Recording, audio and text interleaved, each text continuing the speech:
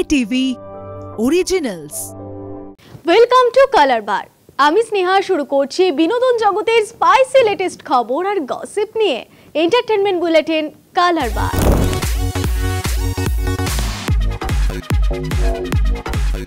ফেডারেশনের সঙ্গে আইনি বিবাদ থেকে পিছু হটলেন পরমব্রত চট্টোপাধ্যায়। অনেকেই হয়তো জানেন গত এক বছর ধরে আমার এবং আমার কিছু সহকর্মীদের সঙ্গে ফেডারেশন অর্থাৎ federation of senior technicians and workers of eastern ইন্ডিয়ার কিছু মতবিরোধ, কিছু বাদানুবাদ, কিছু ভুল বোঝাবুঝি, মনোমালিন্য এগুলি চলছিল। আজকে এই মুহূর্তে আমি অত্যন্ত আশাবাদী যে আমাদের পারস্পরিক ভুল বোঝাবুঝি, মনোমালিন্য সব কিছু পিছনে ফেলে রেখে আমরা আবার একসঙ্গে কাঁধে কাঁধ মিলিয়ে, হাতে হাত মিলিয়ে কাজ করতে পারব। আমি ইতিমধ্যেই সংবাদ মাধ্যমের কাছে স্পষ্ট করেছি যে আমি ব্যক্তিগতভাবে বাকিদের কথা বলতে পারবো না, প্রত্যেকে নিজের নিজের সিদ্ধান্ত নেবেন। আমি ব্যক্তিগতভাবে নিজেকে কোনো রকম আইনি প্রক্রিয়ার সঙ্গে আর যুক্ত রাখছি না, বর্তমানেও রাখছি না, ভবিষ্যতেও রাখবো না বলে সিদ্ধান্ত নিয়েছি। এই ইন্ডাস্ট্রিতে 25 বছর ধরে কাজ করার সুবাদে আমি জানি যে এই ফেডারেশন একটি সুবৃহৎ পরিবার। পরিবারের মধ্যে যদি কখনো ভুল বোঝাবুঝি হয় তখন সেটা আলাপ আলোচনার মধ্যে মিটিয়ে নেওয়া বা আলাপ আলোচনা করে সেটির সমাধান করাটাই শ্রেয়। এ প্রসঙ্গে বলতে দ্বিধা নেই যে এই গোটা ব্যাপারটিকে আদালত বা আইনি প্রক্রিয়ার মধ্যে নিয়ে যাওয়ার সিদ্ধান্তটি হয়তো কিছুটা হঠকারী ছিল, সঠিক ছিল না। এর পিছনে কিছু ভুল তথ্য, কিছু কনফিউশন, কিছু মিসকমিউনিকেশন, কিছু তথ্যের ভুল বিশ্লেষণ ইত্যাদি এই সমস্ত জিনিস কাজ করেছিল। চিরঞ্জিত চক্রবর্তী আর রুক্মিণী মৈত্রর নতুন সিনেমা হাঁটি হাঁটি পাপা ছবিটির ট্রেলার সদ্য মুক্তি পেয়েছে। এদিকে শহর জুড়ে শীতের আমেজ, সামনেই বড়দিন। উৎসবের মরশুমে শহরের মিক্সিং এর অনুষ্ঠানে হাজির চিরঞ্জিত ও রুক্মিণী। দেখুন ছবি। মেয়েরা বাবাদের কাছে একটু বেশি আদরের হয়। এই ছবির গল্প এক বাবা মেয়ের। এই ছবিতে যেমন প্রকাশ্যে এসেছে বাবা আর মেয়ের গল্প, তেমনি তুলে ধরা হয়েছে একটা মানুষের জীবনের বিভিন্ন দিকগুলি। ছবির প্রচারে যৌনপল্লীর বাচ্চাদের সঙ্গে সময় কাটিয়েছেন রুক্মিণী। এবার উৎসবের শীতের শহরে এক কেক মিক্সিং এর অনুষ্ঠানে হাজির ছিলেন চিরঞ্জিত এবং রুক্মিণী। হাঁটি হাঁটি পা সিনেমার প্রচারে রুক্মিণী মৈত্র এবং চিরঞ্জিত চক্রবর্তী সম্প্রতি একটি অনুষ্ঠানে কেক মিক্সিং অনুষ্ঠানে অংশ নিয়েছিলেন। ছবির মুক্তির আগে উৎসবের আমেজ তৈরি করতে এবং বাবা মেয়ের সম্পর্কের ভালোবাসা, বোঝাপড়া, জটিলতা তুলে ধরতে এই প্রচার করা হয়। বিরতি শেষে ফের ছোট পর্দায় ফিরছেন টেলিভিশনের জনপ্রিয় অভিনেত্রী শ্রুতি দাস। ধুমধাম করে অনুষ্ঠিত হলো টেলি একাডেমি অ্যাওয়ার্ডসের অনুষ্ঠান। প্রত্যেকবারই এই বিশেষ দিনটির জন্য অপেক্ষা করে থাকেন টেলি দুনিয়ার কলাকুশলীরা। অনুষ্ঠানে পারফরমেন্স নিয়ে আমাদের প্রতিনিধি পারমিতা আচার্যকে জানালেন শ্রুতি। টেলি একাডেমি অ্যাওয়ার্ড এবং সেখানে মানে পঞ্চমবার বোধহয় শ্রুতির পারফরমেন্স। এবারে থিমটা জানি। এবারে থিম হচ্ছে, আমার থিম ছিল নারী শক্তি। আমার একটা সোলো পারফরমেন্স ছিল যেটা টেলি একাডেমিতে আমার প্রথম, কারণ আমি প্রত্যেকবারই গ্রুপে করেছি, ইদার গ্রুপ না হলে দুজন। তো এই বছরই আমি সেই ভাগ্যবতী ডান্সারদের মধ্যে একজন যে আমি একা পারফর্ম করেছি। আমার একটা একার অ্যাক্ট ছিল।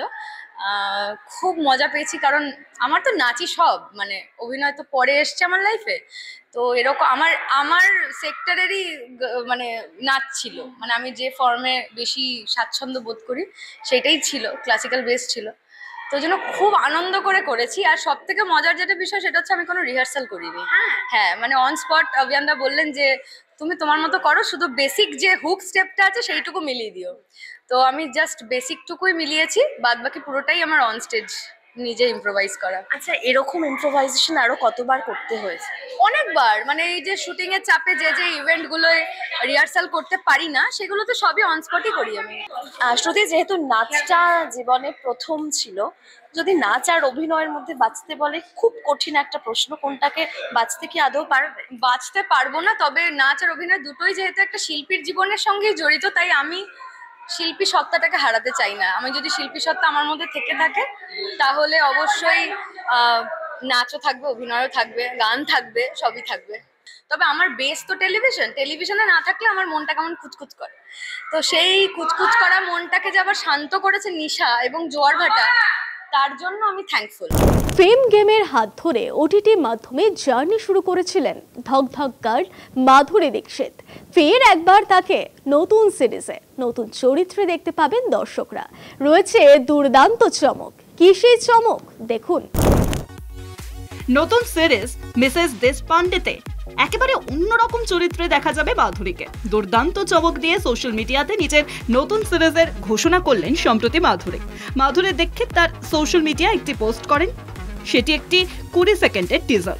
এখানেই দেখা যাচ্ছে অভিনেত্রী এক এক করে তার গয়না খুলছেন, মেকআপ খুলছেন, তারপরেই হুট করে তাকে কারাগারে বন্দীদের পোশাকে দেখা যায়, ঠোঁটে লেগে ব্যঙ্গের হাসি। টিজার থেকে স্পষ্ট এটি একটি থ্রিলার সিরিজ হতে চলেছে, যেখানে অভিনেত্রীকে একেবারেই অদেখা একটি বোল্ড লুকে দেখা যাবে। সিরিয়াল কিলার হিসেবে ধরা দেবেন মিসেস দেশপান্ডে। বাবা ও ভাই ক্রিকেটের সঙ্গে যুক্ত থাকলেও সচিন তেন্ডুলকরের কন্যা সারা তেন্ডুলকর ক্রিকেট থেকে নিজেকে দূরে রেখেছেন। পেশা হিসেবে বেছে নিয়েছেন মডেলিং ও সমাজসেবাকে। এবার কেরিয়ারে তিনি গুরু দায়িত্ব পেলেন। অস্ট্রেলিয়া থেকে এক গুচ্ছ ছবি পোস্ট করে দিলেন বার্তা। চোখ রাখবো সেই ঝলকে। অস্ট্রেলিয়ার tourism come at city day ক্যাম্পেনে অংশ হিসেবে তাকে নতুন দায়িত্ব দেওয়া হয়েছে। এই ক্যাম্পেনের প্রাথমিক লক্ষ্য হচ্ছে অস্ট্রেলিয়াকে তরুণ ভারতীয় পর্যটকদের কাছে আরো আকর্ষণীয় করে তোলা। সারা তেন্ডুলকরকে দেখে অস্ট্রেলিয়ায় আরো তরুণ ভারতীয়রা আসবে বলে আশাবাদী অস্ট্রেলিয়ার সরকার। সারা পোস্ট করা ছবিতে দেখা গিয়েছে সি ফুড এনজয় করছেন, তো কখনো সমুদ্র তো কখনো সবুজ ক্ষেতের পরে মাথা তুলে দাঁড়িয়ে রয়েছেন পাহাড়ের দিকে। অস্ট্রেলিয়ার প্রাকৃতিক সৌন্দর্য ফুটে উঠেছে সেই সব ছবিতে। রক কনসার্ট এনজয় করছেন সেই মুহূর্তও তুলেছেন। আজকের কালার বার এখানেই শেষ করছে। দেখা হচ্ছে পরবর্তী এপিসোডে। আমাদের এই স্পেশাল বুলেটিন কেমন লাগছে কমেন্ট করে জানান আমাদের ফেসবুক পেজে, ইনস্টাগ্রামে, ইউটিউবে এবং এক্স চ্যানেলে।